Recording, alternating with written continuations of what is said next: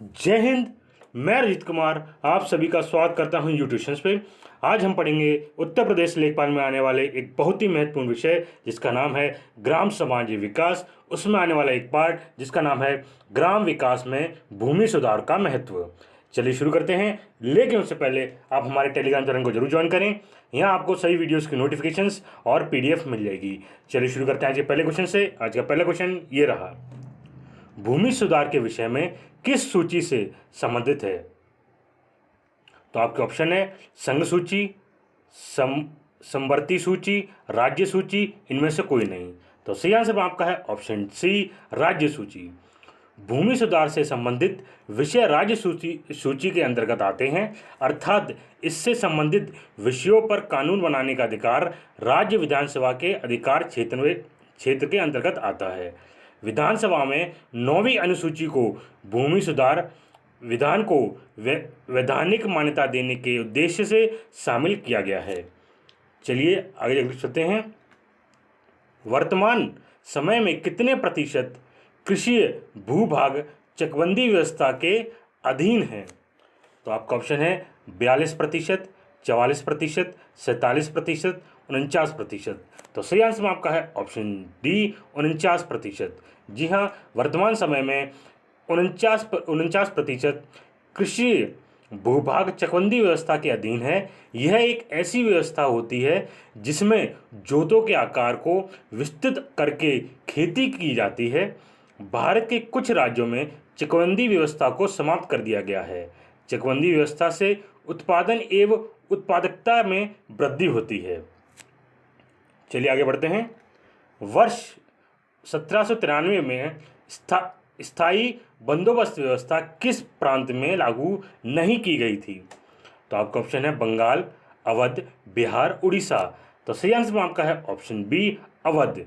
जी हाँ, वर्ष 1793 में स्थायी बंदोबस्त या जमींदारी व्यवस्था बंगाल, बिहार और उड़ीसा में लागू की गई थी। उस समय बिहार एवं उड़ीसा बंगाल प्रांत के अंतर्गत ही आते थे। इस व्यवस्था को भारत में लॉर्ड कॉर्नवालिस ने लागू किया था। इसे अवध में लागू नहीं किया गया था। इस व्यवस्था को ब्रिटिश भारत के करीब 19% भूभाग पर लागू किया गया था। चलिए आगे बढ़ते हैं। जमींदारी व्यवस्था ब्रिटिश भारत के कितने प्रतिशत भूभाग पर लागू थी? तो अभी आपको मैंने पिछले क्वेश्चन में ये बताना, पिछले क्वेश्चन में बताया आपको मैंने इसके बारे में। तो आपका ऑप्शन है 12%, 15%, 17%, 19%। तो सही आंसर आपका है ऑप्शन डी, 19%। ठीक है, आपको मैंने पिछले क्वेश्चन बताया था कि 19% इसमें लागू किया गया था, जिसके तहत ब्रिटिश शासन जो था उसने भारत के 19% भूभाग पर ये व्यवस्था लागू की थी, जमींदारी व्यवस्था। चलिए आगे बढ़ते हैं। कौन सा अंग्रेज अधिकारी महालड़वी व्यवस्था को लागू करने का प्रस्ताव लाया था? तो आपका ऑप्शन है हाल्ट कैडी, हाल्ट मैकेंजी, रेले, लॉर्ड कॉर्नवालिस। तो सही आंसर में आपका है ऑप्शन बी, हाल्ट मैकेंजी। देश में रेतवाड़ी एवं स्थायी बंदोबस्त की असफलता के बाद महालवाड़ी व्यवस्था का प्रस्ताव सर्वप्रथम 1819 में हाल्ट मैकेंजी द्वारा लाया गया था। इस प्रस्ताव को वर्ष 1822 के रेगुलेशन 8 द्वारा कानूनी रूप प्रदान किया गया था। चलिए आगे बढ़ते हैं। तमिलनाडु के 12 महल में रैयतवाड़ी व्यवस्था को कितने वर्ष के लिए लागू किया गया था? तो आपका ऑप्शन है 8, 10, 12, 15। तो सही आंसर आपका है ऑप्शन बी, 10 वर्ष। जी हाँ, वर्ष 1997 में तमिलनाडु के 12 महल में अलेक्जेंडर रीड ने रैयतवाड़ी व्यवस्था को 10 वर्ष के लिए लागू किया था। वर्ष 1820 में मद्रास प्रेसिडेंसी में थॉमस मुनरो एवं अलेक्जेंडर रीड की स्थितियों के आधार पर रैयतवाड़ी व्यवस्था लागू की गई। वर्ष 1820 में कंपनी ने इसे कर्नाटक के अनेक क्षेत्रों में लागू किया। चलिए आगे बढ़ते हैं। सीमांत जोत श्रेणी में कितना भूमि क्षेत्र शामिल पाया जाता है? तो आपका ऑप्शन है 1 हेक्टेयर से कम, 2 हेक्टेयर, 4 हेक्टेयर, 10 हेक्टेयर। तो सही आंसर आपका है ऑप्शन ए, 1 हेक्टेयर से कम। क्रियाशील भूमि जोतों को क्रमशः सीमांत जोत, लघु जोत, अर्ध अर्ध माध्यम जोत तथा बृहत जोत में वर्गीकृत किया जाता है।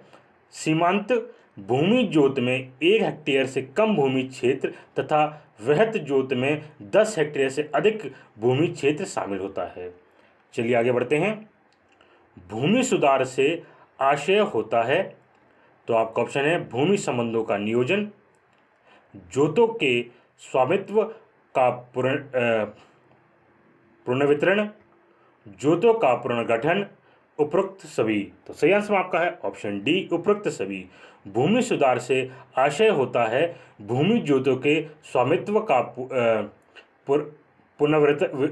पुनर्वितरण तथा भूमि के इष्टतम प्रयोग की दृष्टि से खेती किए जाने वाले जोतों के पुनर्गठन से होता है।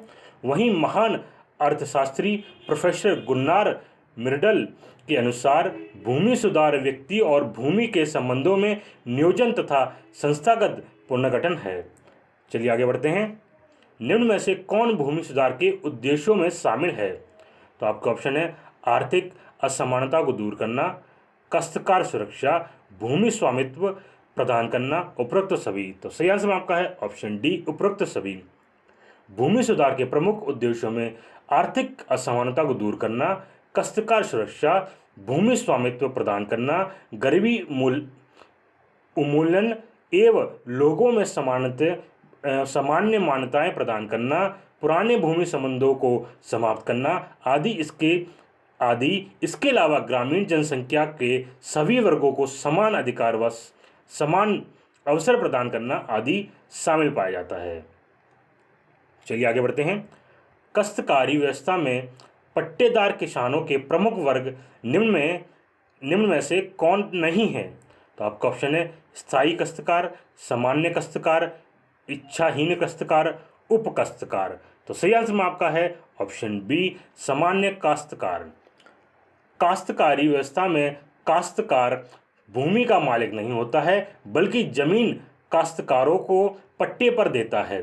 सामान्यतः पट्टेदार किसानों के 3 वर्ग में पाए जाते थे स्थायी काश्तकार, इच्छा काश्तकार और उप काश्तकार।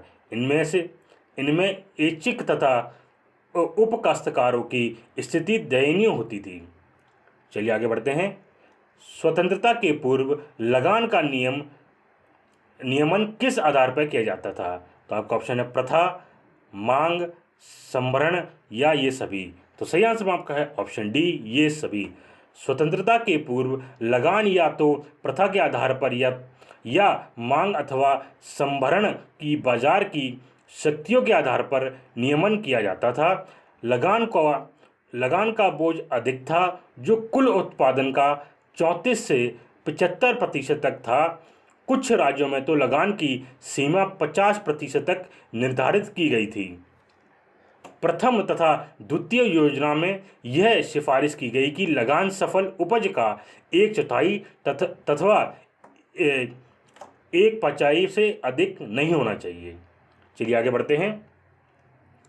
वर्ष 1972 की नीति के तहत एक फसल वाली सिंची भूमि के समचान में कितनी भूमि निर्धारित की गई है? तो आपका ऑप्शन है 10 एकड़, 18 एकड़, 27 एकड़, 54 एकड़। तो सही आंसर में आपका है ऑप्शन सी, 27 एकड़।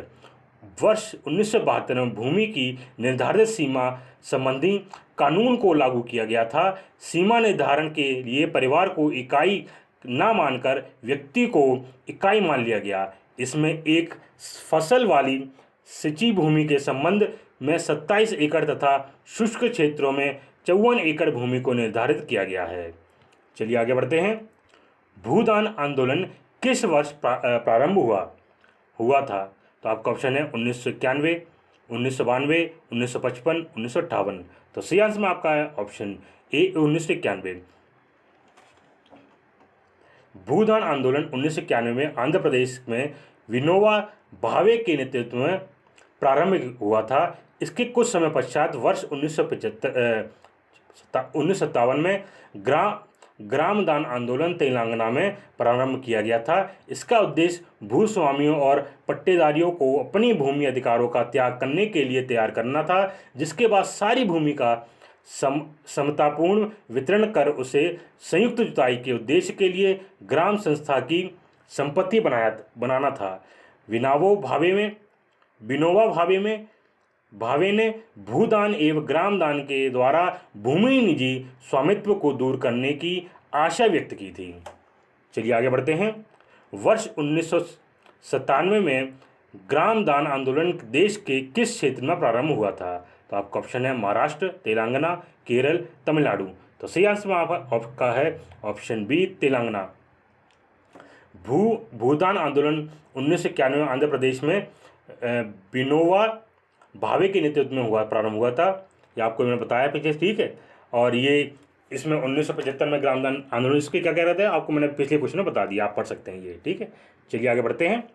निम्न में से किन कारणों से भूदान की सफलता सीमित रही है? तो आपका ऑप्शन है आंदोलन में नेतृत्व की कमी, आंदोलन का समय पर न होना, जुताई योग्य भूमि का वितरण न होना, उपरोक्त सभी। तो सही आंसर है आपका ऑप्शन सी, जुताई योग्य भूमि का वितरण न होना। भूदान आंदोलन का प्रभाव सीमित रहा है। इसके कारणों में प्रमुख था दान में दी गई भूमि का जुताई योग्य न होना तथा भूमि का काश्तकारों से विवादपूर्ण होना। ग्राम दान में वही ग्राम भूमि दी गई जिस पर सरकारों या काश्तकारों से विवाद था। हालांकि भूदान के बदले में भूस्वामियों को आगत सहाय और अन्य सुविधाएं मिली। चलिए आगे बढ़ते हैं। भूमि अभिलेखों का नवीकरण किस पंचवर्षीय योजना में प्रारंभ किया था? तो आपका ऑप्शन है 5वीं, 7वीं, 8वीं, 10वीं। तो सही आंसर आपका है ऑप्शन बी, 7वीं।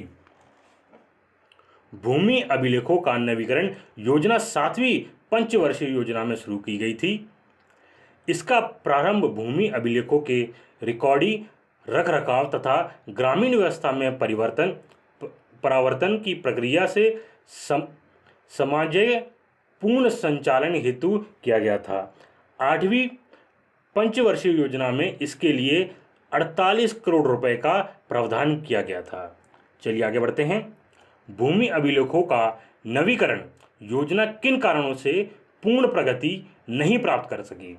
तो आपका ऑप्शन है आधारित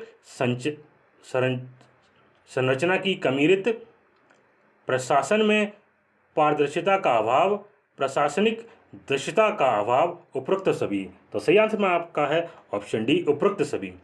भूमि अभिलेखों का नवीकरण योजना आधारित संरचना में कमी, प्रशासन में पारदर्शिता का अभाव, प्रशासनिक दक्षता में कमी, परीक्षण में सहयोग की कमी आदि के कारण पूर्ण प्रगति प्राप्त नहीं कर सकी। इसके पश्चात इसके कार्य प्रणाली की पारदर्शिता तथा दक्षता में सुधार हेतु प्रयास किया गया।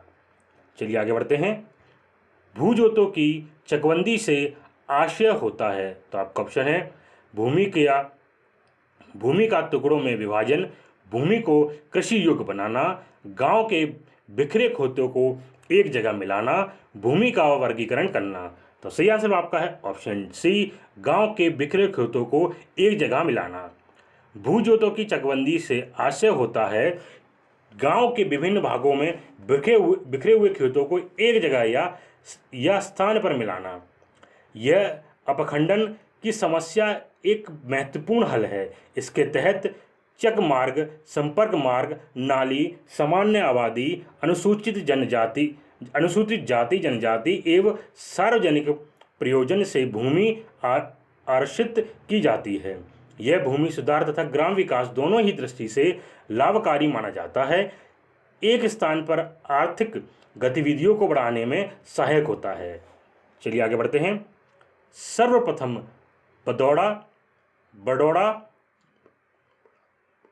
बड़ौदा में चकबंदी अधिनियम किस वर्ष पारित किया गया था? तो आपका ऑप्शन है 1919, 1920, 1925, 1930। तो सही आंसर आपका है ऑप्शन बी, 1920। भारत में चकबंदी की आवश्यकता को पहले ही समझ लिया गया था, इसलिए वर्ष 1920 में सर्वप्रथम बड़ौदा में चकबंदी अधिनियम पास किया गया था। पहली योजना के प्रारंभ होने से पहले ही उत्तर प्रदेश, पंजाब, तत्कालीन मुंबई राज्य और हैदराबाद में चकबंदी कानून बनाए जा चुके थे। वर्तमान में देश के अधिकांश राज्यों में चकबंदी के कानून हैं। चलिए आगे बढ़ते हैं। स्वतंत्रता के समय कितना प्रतिशत कृषि भूभाग जमींदारी व्यवस्था के अधीन था? तो आपका ऑप्शन है 52%, 54%, 97%, 61%। तो सही आंसर आपका है ऑप्शन सी, 97%। स्वतंत्रता के समय 97% कृषि भूभाग जमींदारी व्यवस्था के अधीन था। इस व्यवस्था के अंतर्गत किसान भूमि का असली मालिक नहीं होता था, वह केवल जमीन पर खेती करता है और उपज का एक हिस्सा जमींदार को देता है। चलिए आगे बढ़ते हैं। अरे कुछ नहीं आ गया। निम्न में से कौन सा कथन चकबंदी कार्य के संबंध में सही नहीं है? तो आपका ऑप्शन है चकबंदी अधिकारी के पास तकनीकी ज्ञान का अभाव होना, अधिकारी वर्ग का पक्षपातपूर्ण व्यवहार, चकबंदी अधिकारी का चकबंदी के प्रति प्रत्ययनशील होना रहना, चकबंदी से भूस्वामी एवं कृषक संतुष्ट होना। तो सही आंसर में आपका है ऑप्शन डी, चकबंदी से भूस्वामी एवं कृषक संतुष्ट होना। चलिए आपको जानकारी इसके बारे में। चकबंदी कार्य से भूस्वामी और कृषक के बीच असंतोष की भावना उत्पन्न हुई थी, अंततः वे संतुष्ट नहीं थे। भूस्वामी का भूमि के प्रति मोह था, जो नहीं चाहता था कि यह कार्य सफल हो। वही प्रशासनिक कार्य में अधिकारियों की पक्षपातपूर्ण कार्य प्रणाली, भ्रष्टाचार, इच्छा शक्ति के कारण किसान भी संतुष्ट नहीं थे। चलिए आगे बढ़ते हैं। राष्ट्रीय भूमि अभिलेख आधुनिकीकरण कार्यक्रम नाम से नवीन योजना की शुरुआत किस वर्ष की गई थी? तो आपके ऑप्शन है 2005, 2007, 2008, 2010। तो सही आंसर में आपका है ऑप्शन सी, 2008। वर्ष 2008 में भूमि अभिलेखों का कंप्यूटरीकरण तथा राजस्व प्रशासन को सुदृढ़ बनाना एवं भूमि अभिलेखों को अद्यतन करना को मिलाकर एक नवीन योजना राष्ट्रीय भूमि अभिलेख आधुनिकीकरण कार्यक्रम को प्रारंभ किया गया। इसके अंतर्गत खतौनी के डाटा का वैलिडेशन, खसरा अभिलेखों की फीडिंग, नक्शा का कंप्यूटरीकरण आदि कार्य किया गया था। चलिए आगे बढ़ते हैं। निम्न में से कौन से राज्य ने भूमि अभिलेखों का 100% मतलब 100% कंप्यूटरीकरण का लक्ष्य पूर्ण किया है? तो आपका ऑप्शन है उत्तर प्रदेश, कर्नाटक, मध्य प्रदेश, बिहार। तो सही आंसर आपका है ऑप्शन बी, कर्नाटक। ठीक है। भारत का कर्नाटक तथा उड़ीसा राज्य ने भूमि अभिलेखों का 100% कंप्यूटरीकरण का लक्ष्य प्राप्त किया है। अन्य राज्यों ने लगभग 80 से 90% रिकॉर्ड को कंप्यूटरीकृत किया है। देशों के राज्यों ने डिजिटल हस्ताक्षरित रिकॉर्ड भी जारी करना शुरू कर दिया है। इस प्रकार डिजिटलीकरण को देश के राज्यों के अंतर्गत प्रगति के साथ लागू किया गया है। चलिए आगे बढ़ते हैं। भारत का कौन सा राज्य डिजिटल हस्ताक्षरित रिकॉर्ड मतलब RORS कहते हैं इसे को कैडस्ट्रल मैप्स मतलब क्षेत्र का रिकॉर्ड, स्वामित्व और जमीन के मूल्य से जोड़ने की प्रक्रिया को पूरा कर लिया है? तो आपका ऑप्शन है त्रिपुरा, महाराष्ट्र, आंध्र प्रदेश, तेलंगाना। तो सही आंसर में आपका है ऑप्शन ए, त्रिपुरा। देश का गोवा, उड़ीसा तथा त्रिपुरा राज्य ने डिजिटल हस्ताक्षरित रिकॉर्ड मतलब RORS को कैडस्ट्रल मैप जिसे हम कहते हैं क्षेत्र का रिकॉर्ड, स्वामित्व और जमीन का मूल्य से जोड़ने की प्रक्रिया को पूरा कर लिया है। कुछ राज्यों की प्रक्रिया भी धीमी है, जिसमें स्वामित्व के हस्तांतरण के रिकॉर्ड को केवल 50% गांव में ही कंप्यूटरीकृत किया गया है। चलिए आगे बढ़ते हैं। देश के लगभग कितने प्रतिशत गांव ने मानचित्र के वास्तविक समय का अध्ययन करना शुरू कर दिया है? तो आपका ऑप्शन है 15%, 21%, 28%, 35%। तो सही आंसर आपका है ऑप्शन बी, 21%। डिजिटल इंडिया भूमि अभिलेख आधुनिकीकरण कार्यक्रम के प्राप्त आंकड़ों के तहत देश के केवल 21% गांवों ने मानचित्रों के वास्तविक समय का अध्ययन करना शुरू कर दिया है। देश के गांवों के 45% सर्वेक्षण और पुनः सर्वेक्षण के काम में स्थानिक डाटा का प्रयोग किया जाता है, जो स्थानिक डाटा को अपडेट करने में सहायक होता है। चलिए आगे बढ़ते हैं। केंद्र सरकार के पंचायती राज मंत्रालय द्वारा स्वामित्व योजना की घोषणा कब की गई थी? तो आपका ऑप्शन है अप्रैल 2020, मई 2020, जून 2020, जुलाई 2020। तो सही आंसर आपका है ऑप्शन ए, अप्रैल 2020। केंद्र सरकार के पंचायती राज मंत्रालय द्वारा स्वामित्व योजना की घोषणा अप्रैल 2020 में की गई। इस योजना का उद्देश्य ग्रामीण क्षेत्रों में लोगों को रिकॉर्ड ऑफ राइट्स देने के लिए संपत्ति कार्ड का वितरण किया जाना है। इस योजना के क्रियान्वयन की अवधि वर्ष 2020 से 2024 है। चलिए आगे बढ़ते हैं। स्वामित्व योजना के तहत 11 अक्टूबर 2020 को कितने भूमि मालिकों को प्रॉपर्टी कार्ड बांटा गया था? तो आपका ऑप्शन है 50,000, 1 लाख या 1.5 लाख या 2.5 लाख। तो सही आंसर आपका है ऑप्शन बी, 1 लाख। स्वामित्व योजना के तहत 11 अक्टूबर 2020 को 1 लाख भूमि मालिकों को प्रॉपर्टी कार्ड बांटा गया। यह एक ऐतिहासिक पहल है। इससे गांव में लोगों को अपनी संपत्ति का मालिकाना हक प्राप्त होगा।